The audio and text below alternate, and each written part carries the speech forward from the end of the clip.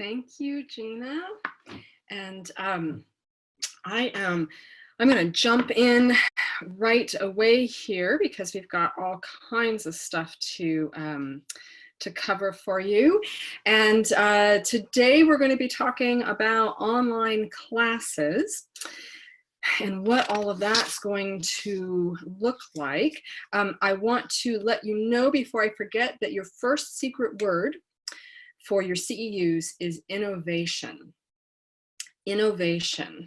And that should give you just a little bit of a cue about what we're going to be talking about today and how we're going to be thinking about things.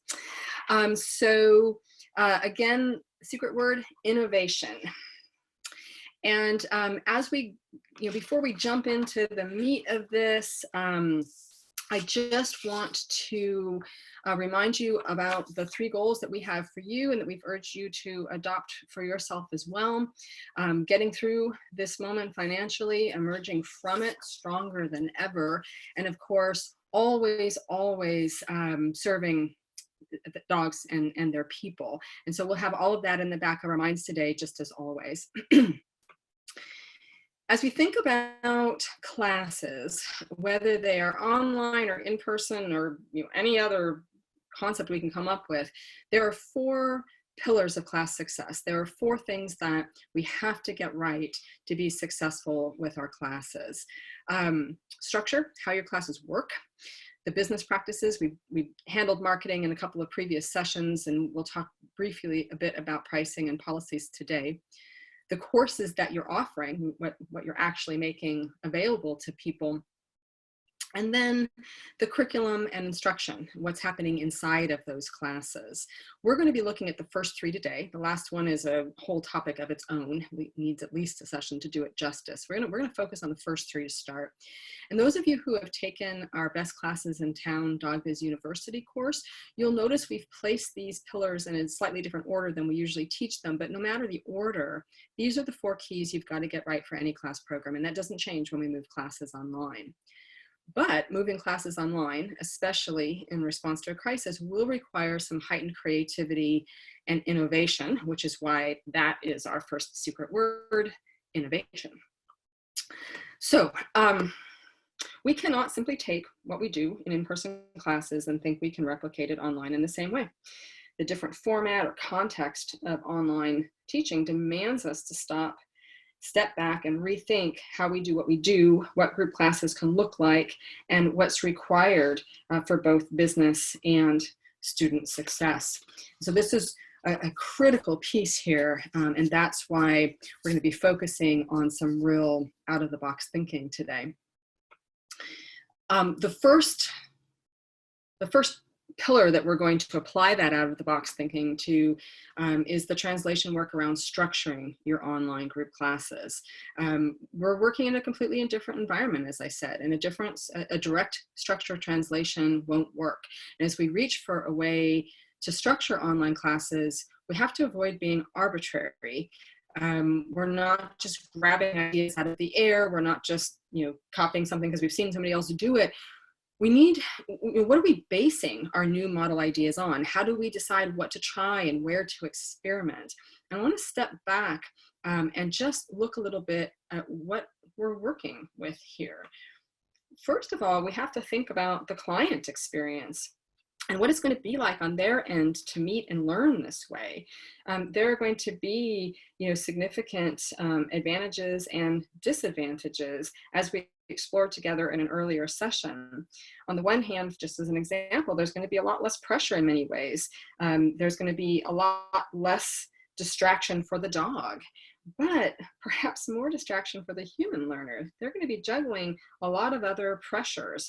Busy household, maybe they've got kids at home trying to take their classes, and they've got spouses or significant others working from home, and all of just the normal things that happen in a household anyway, with dryers going off and dishwashers beeping and all of those sorts of things.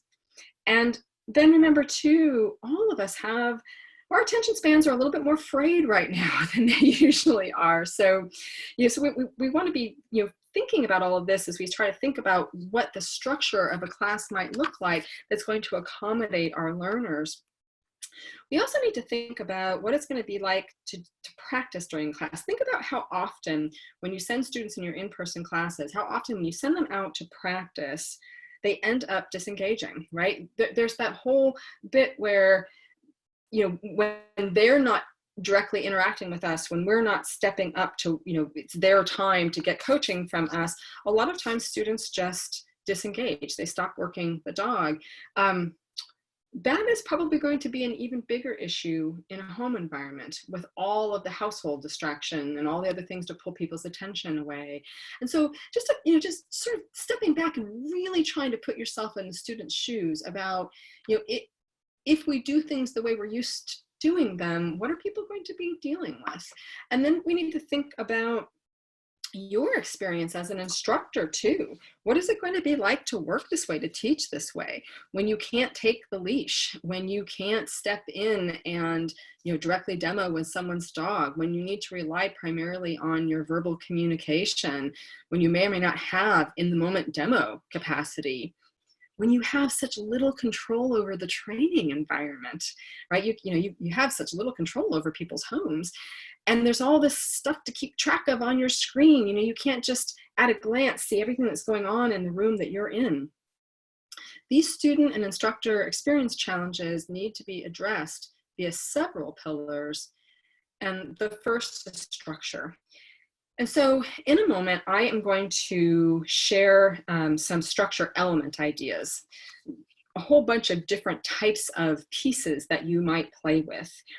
And I'm going to walk you through those, and then I'm going to show you a bunch of examples about ways they could be put together.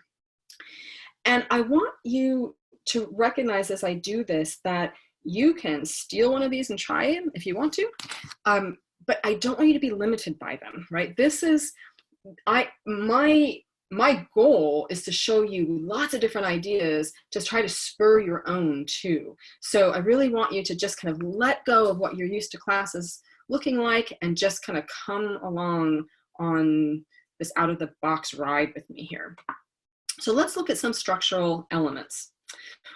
One thing you might consider is offering shorter courses, just not asking for as long a commitment right now. You might think of, somewhere in the neighborhood of 4 weeks as a general guideline. Doesn't mean you have to do 4 weeks specifically, but just thinking, down in that range as opposed to up in the 6 to 8 range, right? Just asking people for shorter commitments, both in terms of a smaller financial commitment for people, but I think really primarily what we're looking at here is just not asking people to have to put so much time into something right now. They're going to say yes more easily if it doesn't seem like a really big thing to say yes to. You might also think about multiple sessions per week. Multiple sessions, having students come and spend time with you more often, that may work really well right now. It gives people greater support, more accountability, and as they work on their homework, more structure, something to look forward to put into their schedules. There are some, there are some possibilities there that can be really appealing to people and really helpful to them. You might also play with the idea of shorter sessions themselves. We're used to running 60-minute classes as sort of a general industry rule, but we don't have to, right? I mean, people don't have to get in the car and go anywhere anymore. I mean, we're freed of all of that. Shorter sessions in some situations might be really helpful for people to help them stay more engaged, manage their background activities. It's going to be a lot easier, for example, for someone to find a way to engage small children for 30 minutes than for 60 minutes. This is not going to necessarily work for all types of classes, but it's something to think about. And I'll show you some ideas for ways this might be used when we start looking at specific examples in a moment. You can also think about pre-recorded video lessons. This can really help solve demo issues if you don't have a good appropriate demo dog on hand. You can give these to people ahead of live sessions so that they get to look at those, they get a head start, they get to start practicing before your in-person or your live group lessons. They can also be played during. a live session, and I'll talk to you about that in a moment as well. You can also incorporate one-on-one sessions. So for example, in smaller programs, it may be that one of the advantages of your classes is that in addition to the live group time, each student also has a little bit of one-on-one time with you each week. It could be a coaching session, or it could be a video review session, or students send in video review, 2 or 3 minutes of showing what they're doing in their homework, and then you sit down and watch those videos together on the screen, and you give them live feedback as you're watching those videos. Or if you have a larger program or you're running larger classes where it's really not feasible to do that with each individual student, it can be an extra add-on. It's something that you sell at a premium. You can have the regular class, or you can pay more and have this one-on-one access as well. And then that allows you to generate more revenue and a little bit more work, fill some of your private spaces, things like that. You can also offer all kinds of additional perks, like a Facebook group for students, for your students, recording the sessions and making those available after, etc. So just some different ideas here. And if you have any others that we haven't thought of, please share those. But the idea here is you're looking at all these different elements, all these different pieces. And now I want to show you some structure ideas for programs as well, and then I'm going to walk you through some examples. So just a couple of other structural ideas here. One is to combine classes and private training. You can either use classes to support private training, so you've got private training clients, and then once they've done a certain amount of work with you, just as an example, they go into a group class where they get extra support, they get extra time to practice, they get that ongoing maintenance work, and also they have the support of a built-in safety system, right, where they've got all these other people who understand their situation, they're in it together, they can support each other. This is one that we particularly love for behavioral issues, for example, aggression, leash reactivity, that sort of thing. It can also be used for a more full support approach to puppy training too. You can also add private sessions to a class. So people take a class, and one of the elements of that class is, say, for example, 4 sessions plus 1 private, right? So it can be, kind of combined that way too. Membership or subscription program is another thing to look at. I think these work particularly well for things like sports, enrichment programs, that sort of thing. I'll show you an example of this in a moment. The idea here is basically it's just a class that doesn't ever end. It doesn't have an end point. People pay by the month, and they just stay in for as long as they want.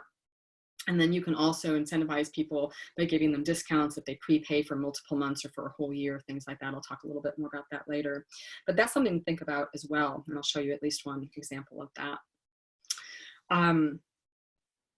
So I've given you a bunch of elements, a bunch of pieces, a bunch of building blocks, Legos, right? And now it's time for us to get creative. I'm going to show you a bunch of examples of how to pull these different structural elements together into different combinations to build a class structure. These are just ideas to get your creativity flowing. Whatever structure you ultimately choose and try is going to be based on your skills and comfort with various elements, your goals, who your students are, all of that sort of thing. I just want you to start thinking outside the box with me here. So come along on this ride. I'm going to walk you through some examples. The first one is a 4-week stuck-at-home manners class. Now, this doesn't have to be a manners class. It can be, whatever else you envision, but just wanted to, give you some sort of concrete examples. In this particular model, there's a pre-recorded video lesson each week. So each week you're sending out a video lesson of whatever it is you're teaching that week. And students get an opportunity to watch that at their own pace, practice what's in that video lesson. You're giving them some instructions, some homework, things you want to do. And then they're coming into the live group coaching session. So the time that you spend in the live group with them online is focused on feedback as opposed to focus on demo, right? So they've already had a chance to practice it, try it out, they can bring their questions in, etc. And now you've solved your demo issue. It's a great model if you don't have a demo dog. And it leaves more time for that live coaching element. Now, you can also add an optional one-on-one coaching session or video review to this, right, where people, you know, pay a premium to add that on. So that's something that you could do too. The downside of this model that with the live group coaching is that it does require a smaller class size if your goal is to be able to give feedback to everyone in each live coaching session, right? So that's one thing to think about, is that sort of pressure that we've always had in in-person classes of making sure we're kind of spreading the love around and getting to everybody, right?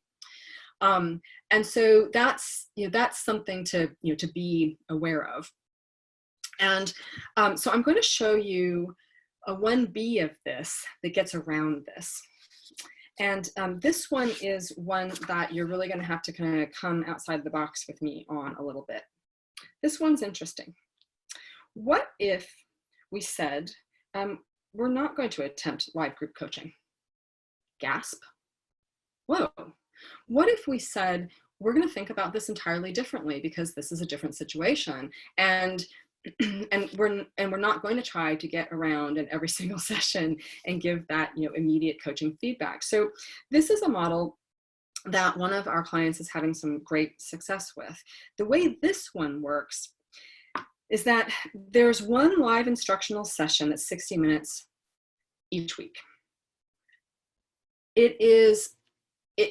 That live session has presentation elements.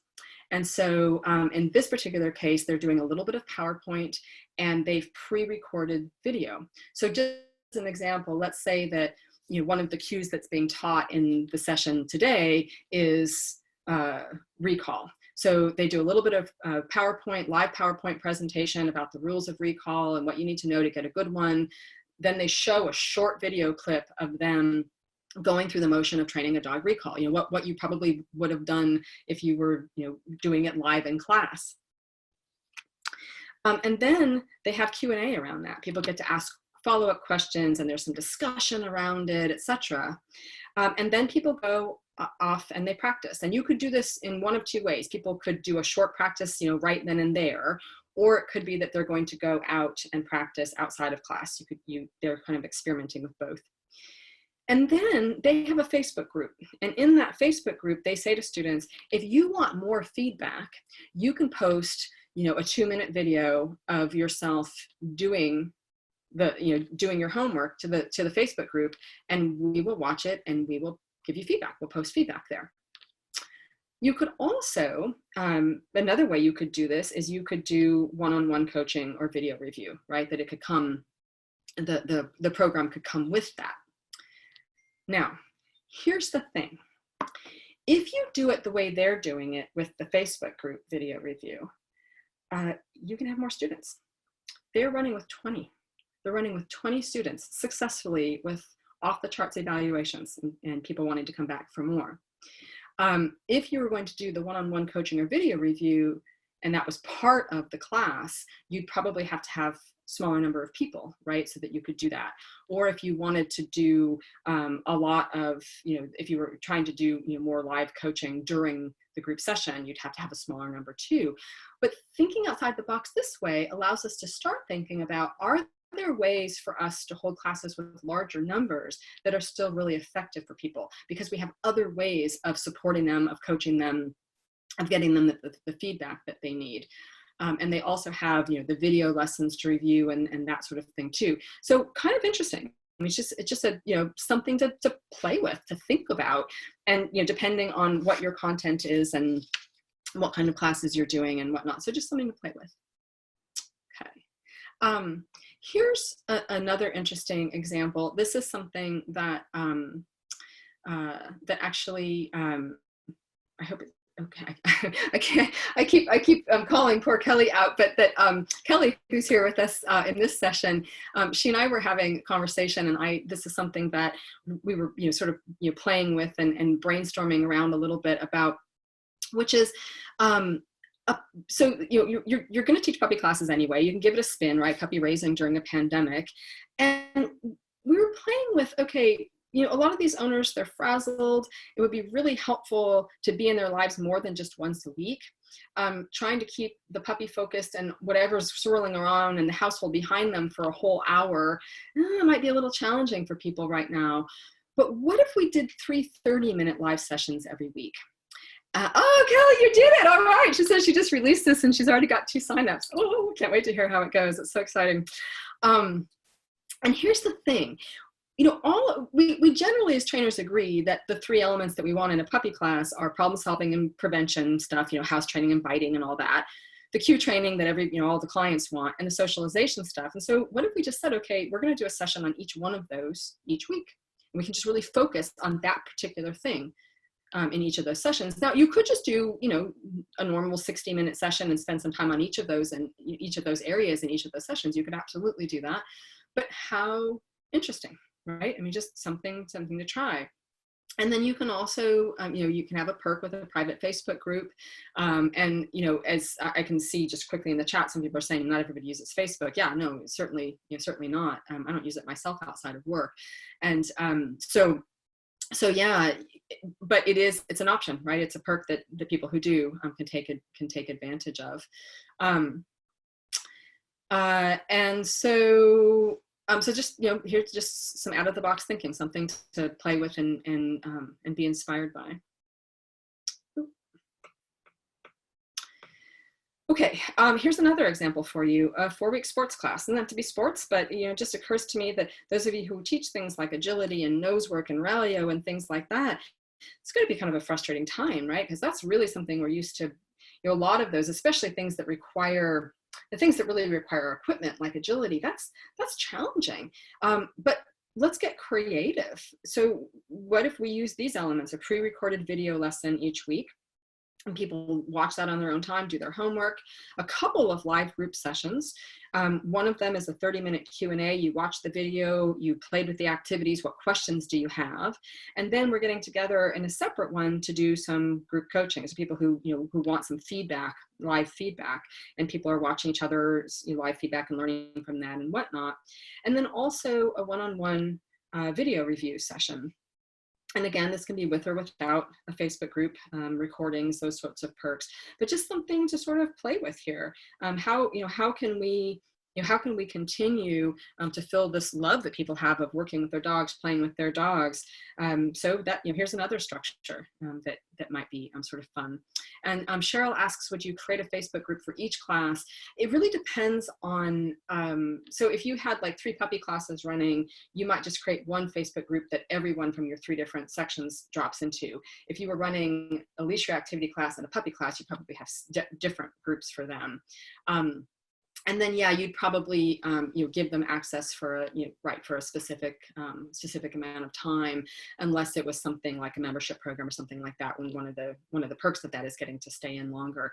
You could also give them extended access. You know, you sort of, you know, play with that. I think it depends a little bit on the size of your program, making sure that you know, that the people who are actively involved in the classes, you know, have enough, you know, room in there to, you know, to breathe and play. Here's another example. Here's one based on a membership program. This is something that you know, playing with some other trainers, something like a Calm Canine Club membership program, for example. And the whole idea here is just that, you know, we're all stuck in our houses. The dogs are climbing the walls, the people are climbing the walls, and we're going to create a membership program that addresses that.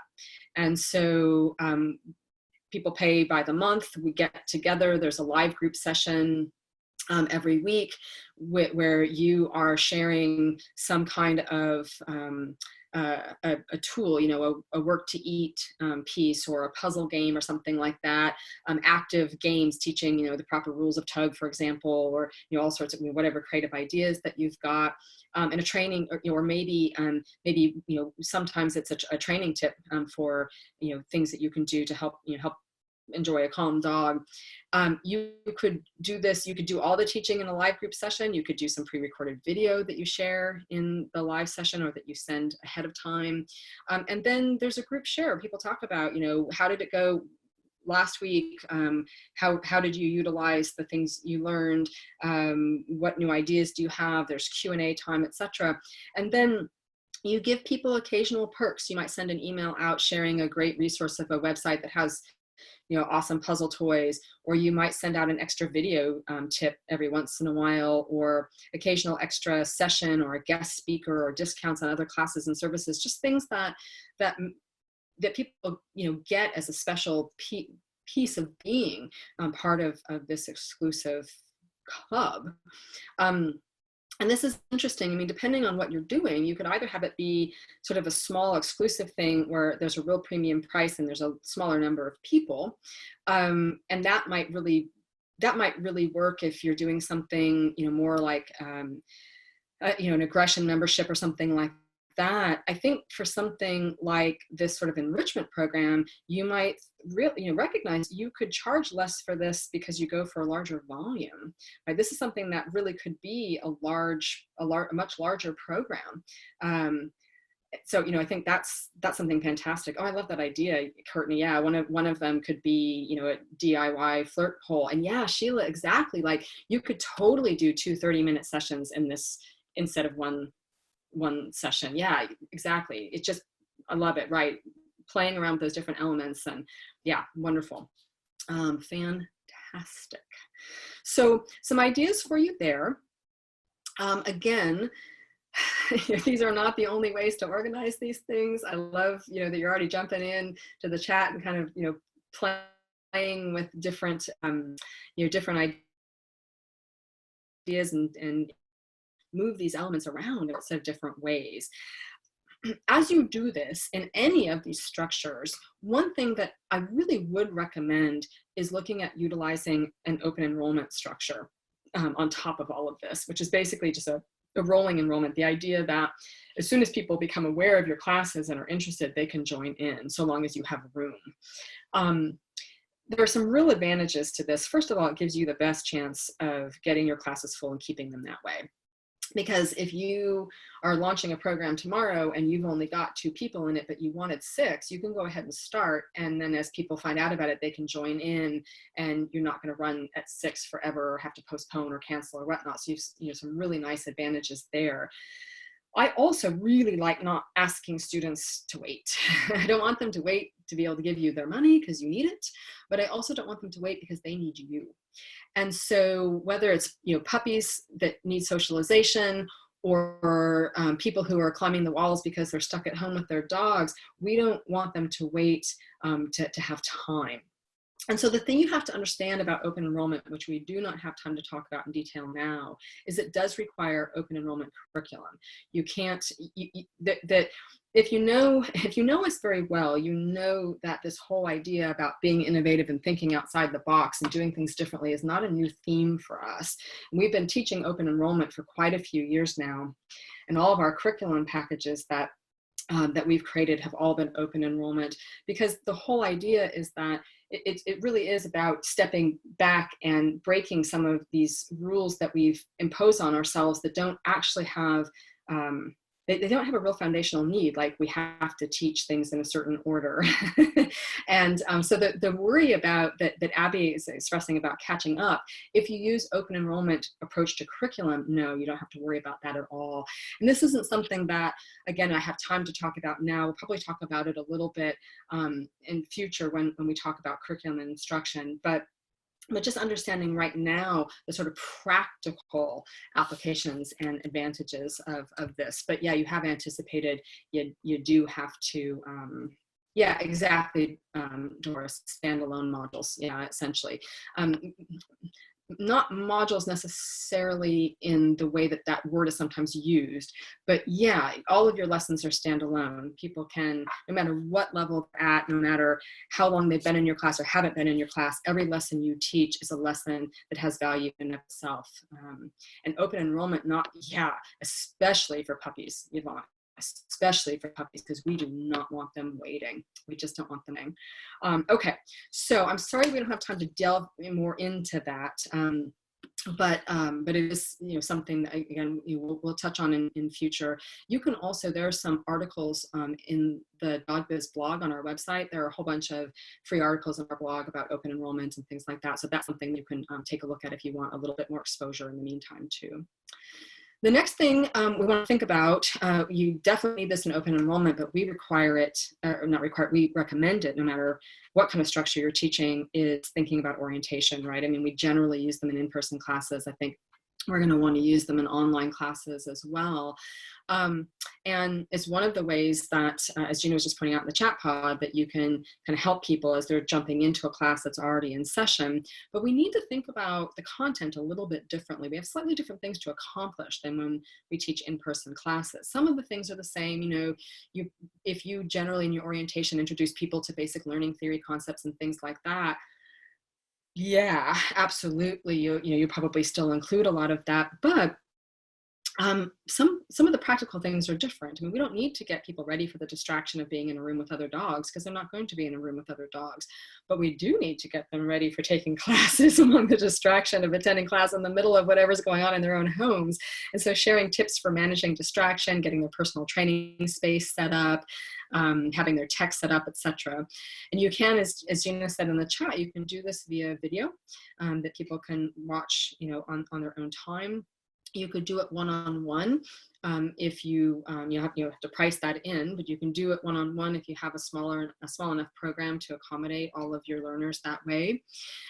You can also do a live group orientation, but if you're doing that, you're probably going to still want to do some kind of tech setup support ahead of time, because you don't want 6 people sitting in orientation twiddling their thumbs while you're trying to help somebody work out their tech stuff. So that's something to think about too.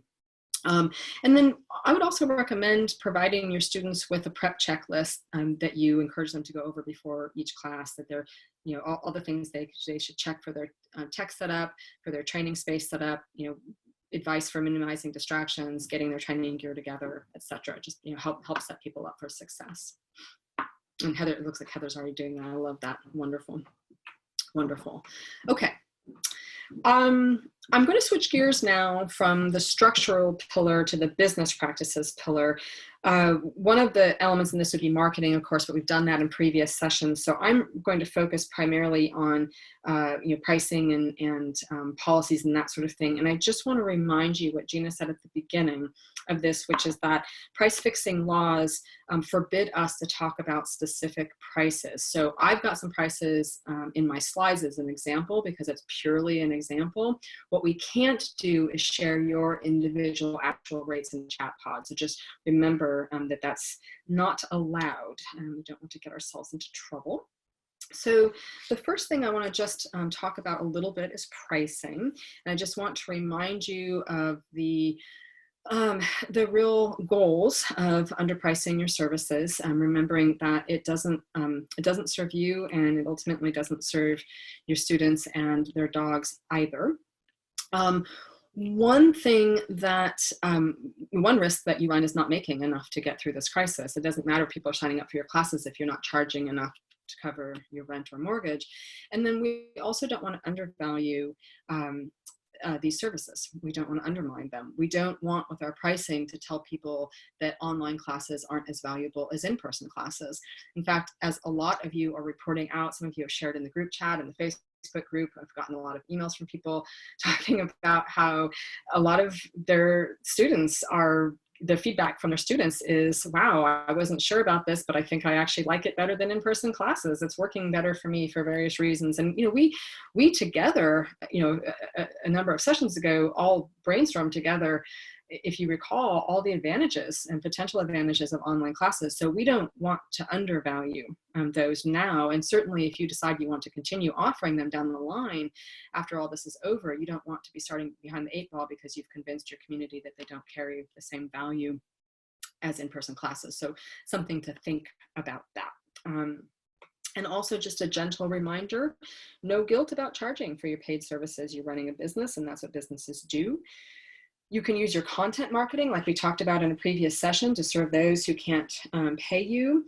And that includes things like providing sneak peeks and freebies to your classes to help a wider audience while also enticing paid students. For example, a short free web seminar with some tips for keeping dogs busy and calm at home that you use to sell your basic manners class or your enrichment membership program.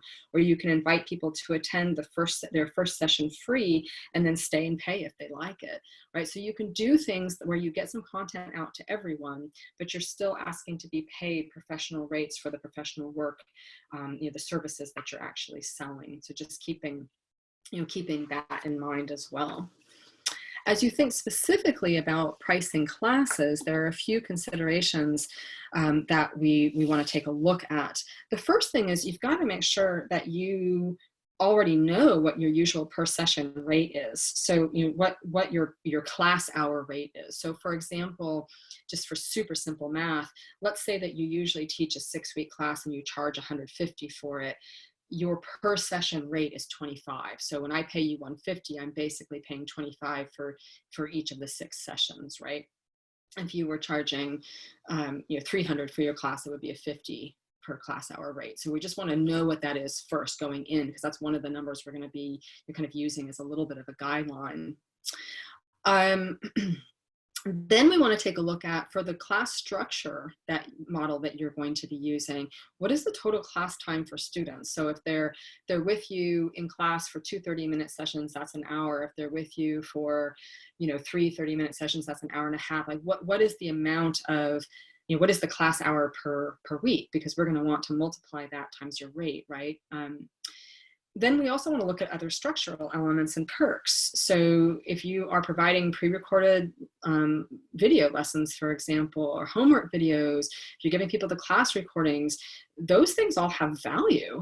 And then you're also doing other things that require your time, like any one-on-one time that you're providing coaching or video review, or if you're doing a Facebook group, that takes up your time to monitor that, be present, and to run it well.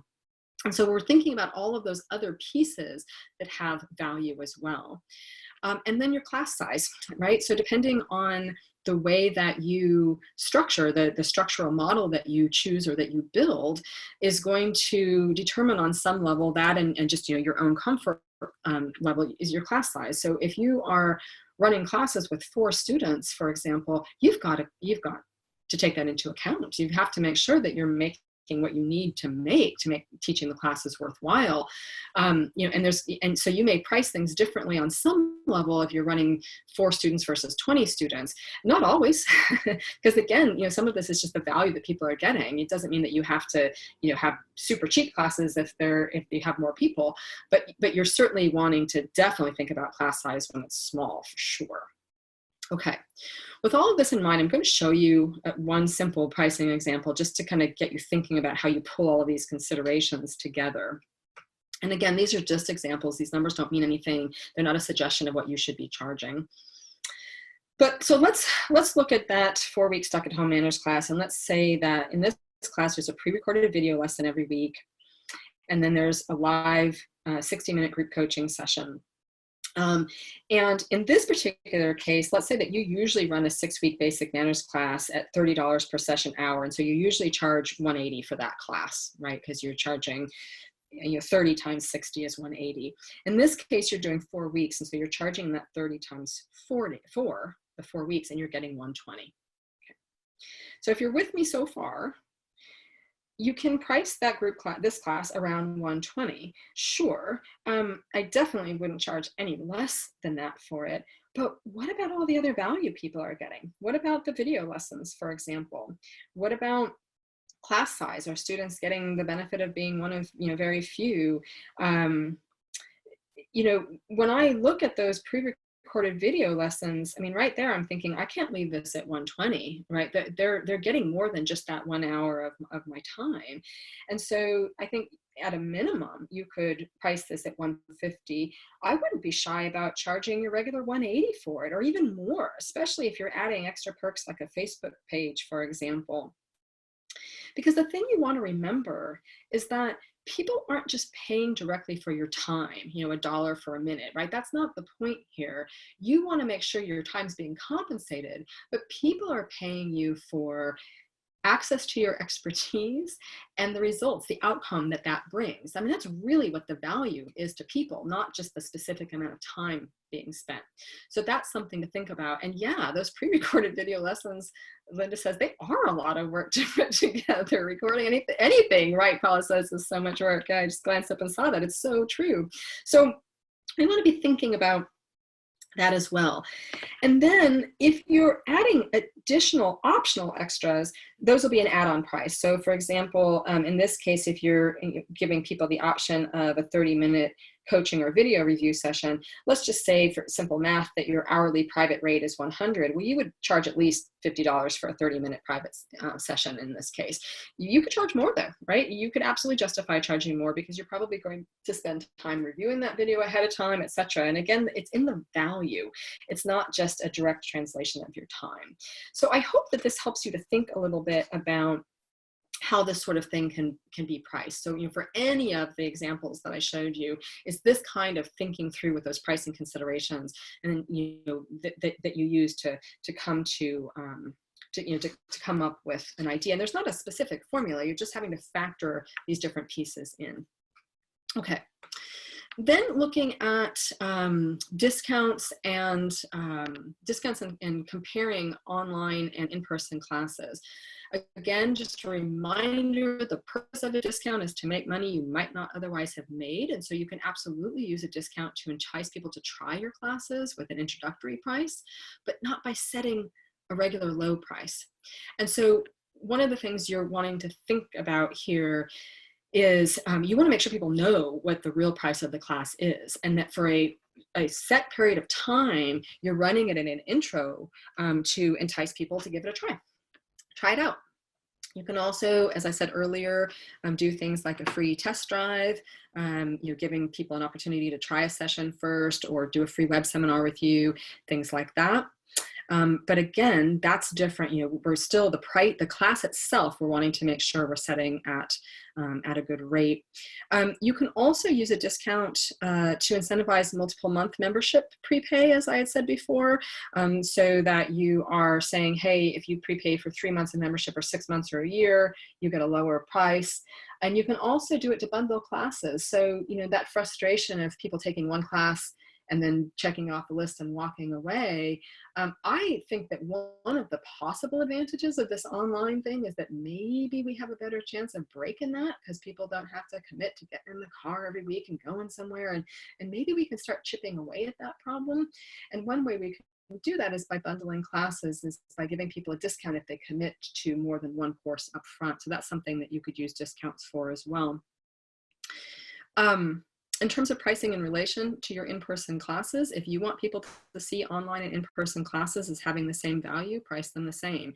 If you want people to to see online classes as having greater value, don't be shy about pricing them higher. Don't be shy about pricing them higher, because they're more work and people get more too. If down the line, when all this is over, you decide that you're going to do both in-person and keep your online classes too, then you're thinking about both how you want people to perceive the value, is one more valuable than the other, and what you're trying to nudge people toward too. Which one are you trying to get people to choose? If you're wanting more people in one than the other, you can use your pricing to nudge people that way too. So just some quick thoughts there. And then just really briefly, talking about payment policies and options. For classes, we want prepaid. Right, we want them to pay up front. For memberships, we want to set up auto payment so that we're not having to invoice people every month and track all that down. We just want that to be done automatically. And so we definitely want to make sure that we're set up for those things, preferably through your website. If you've already been teaching in-person classes, you've probably got something going on your website already anyway, but if you don't, this is the time to do it. I saw a little bit of chat go by earlier about DogBiz Pro, not related to us, but that is software that a lot of dog trainers use for scheduling and registration for online classes. One of the things we really like about it, or scheduling on your website for classes, whether they're online or in person. One of the things we really like about it is that they, a number of years ago, at our request, added open enrollment function. So it automatically handles the open enrollment tracking for you, which is really awesome. But there's lots of other software choices out there, and you guys may have some that you like that you want to share in the group chat. And then there's all sorts of payment options too, and they're going to have their pros and cons, but here are some ones to consider. Do keep in mind that Venmo, just a note, a reminder that you have to have a paid business account to use Venmo to take payment for paid, for actual services. So just be aware of that. But we just wanted to give you a few options to kind of go take a look at. And then, of course, you can have people mail a check.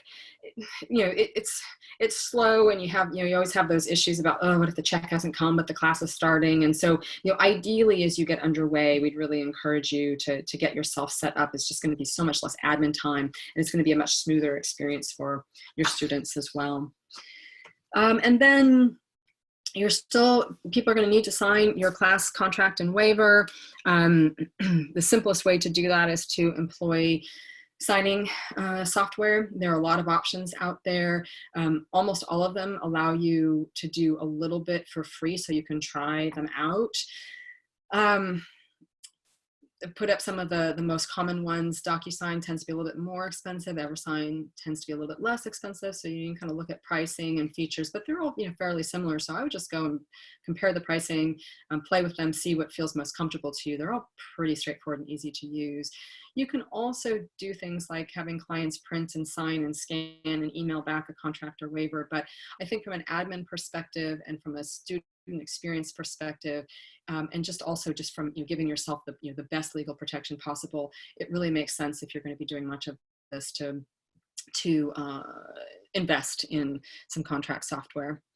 And then cancellations, we teach the same cancellation policy we always have, which is don't allow them.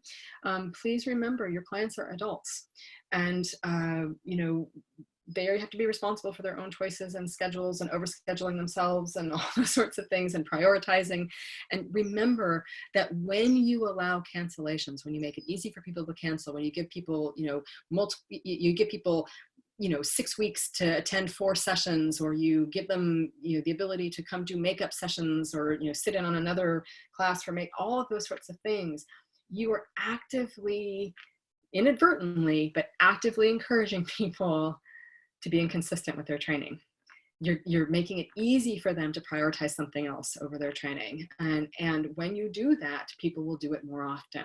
And so just reminder, in most areas of our lives, when we pay for something, it's our responsibility to get the most from it. Whether that's a university course, or putting our child in daycare, or gym membership, or anything else. And so just set both your business, recognize you lose money when you allow this, but if that's not enough motivation for you, recognize that your students and their dogs will be more successful if you set your policies in a way that encourages them to prioritize training. Now, having said that, we're living in some pretty crazy, stressful times, and you're going to want to be somewhat flexible around truly pandemic-related issues that keep people out of your classes. But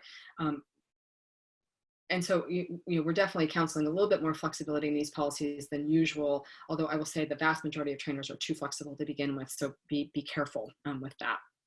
Okay, so just a few things there. And so now I want to switch to another pillar, the third pillar we're going to deal with today, which is just what courses are you going to offer? What are you going to give people? What are you going to tell them to come in and do with you?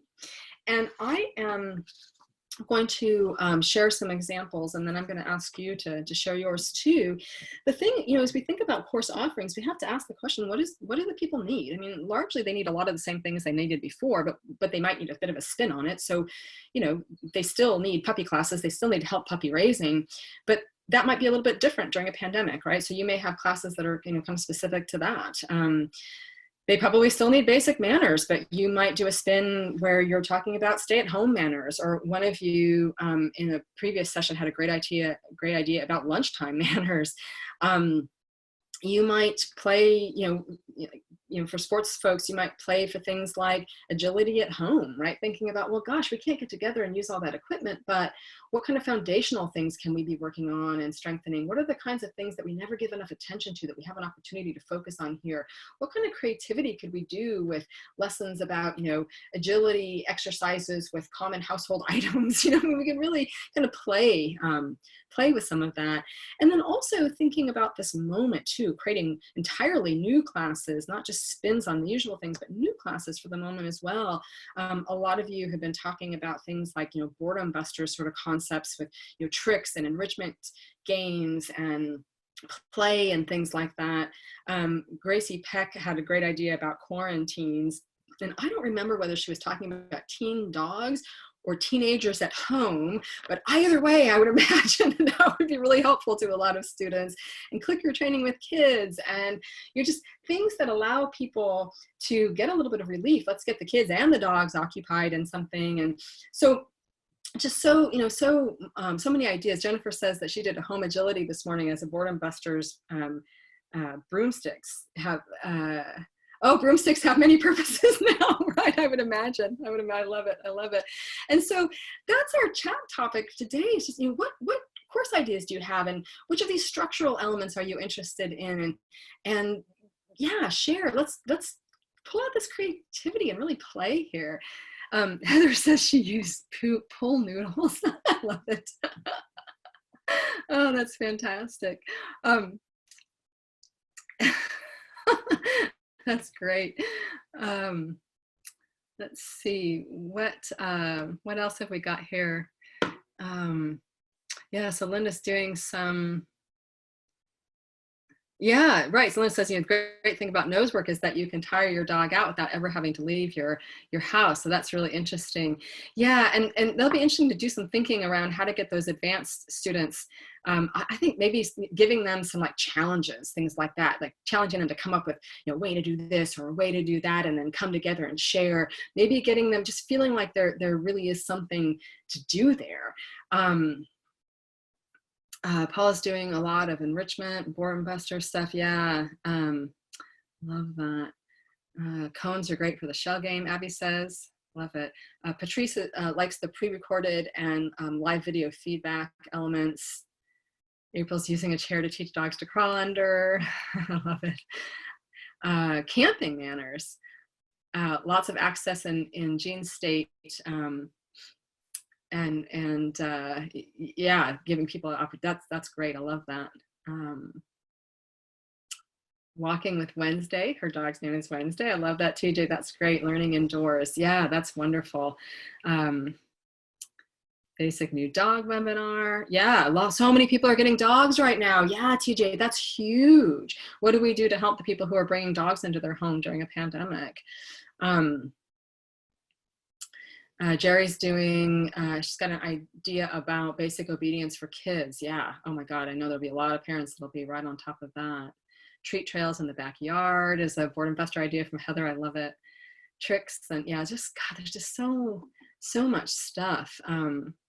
And Kelly's got a puppy, and so she's looking at doing a program of kind of training her puppy alongside other people's puppies, kind of online sharing the experience. I love it.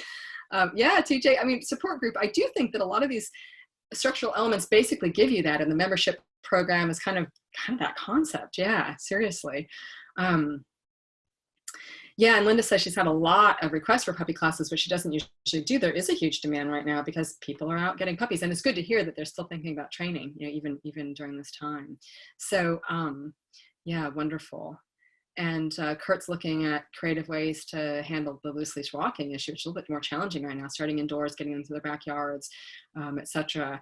And really, helping clients to realize that there's actually an advantage to all of this of not, not getting out there where the pulling's so easy. Yeah, I love that. That's a great point. There's a silver lining, if you just, there's lemonade to be made, right? Multi-dog households. Oh, Ilse, that's fabulous. I love that. Fantastic. Yeah. So fabulous ideas. Is absolutely love. And so I'm going to give you your second word now, as we kind of get to wrap. And your second word is creativity. And thus the slide on your screen here probably shouldn't surprise you too much to get that second word. Your second word today is creativity, because I hope that we've inspired some of that in you today. That's what this moment requires. This is a time for bold, fearless experimentation. The only mistakes that you can make right now are to either do nothing or to try to do the exact same thing you were doing in person, right? That's it. There's nothing you can get wrong here. Know your goals for your students. Pick up your paintbrush, step outside the box, and just start painting. You can erase and paint over anything you don't like, right? There's no risk here.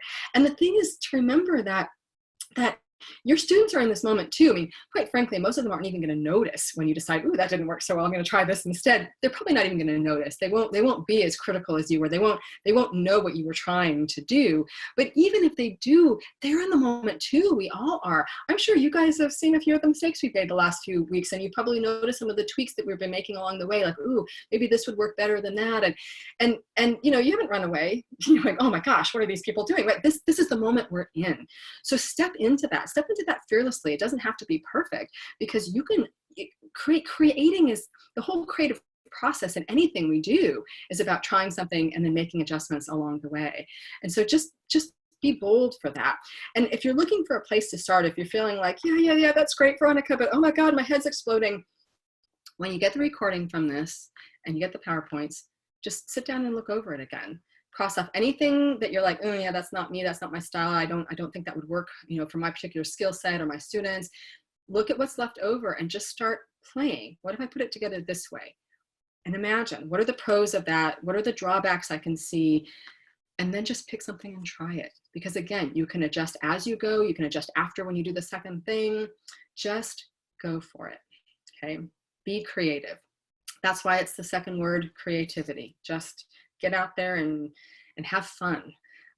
This is an amazing time for us individually and as an industry to step outside the box and create something that's better than we had when we went in. So, and we're all doing it together, right? So, and then as you do it, as you play with it, as you come up with ideas, share them in the next session. Get on the Facebook group if you're part of that, and share them there. And we'll keep going, keep moving forward. So I do have a couple of program notes for you. Let me just see if I'm clever enough to get the PowerPoint back up here.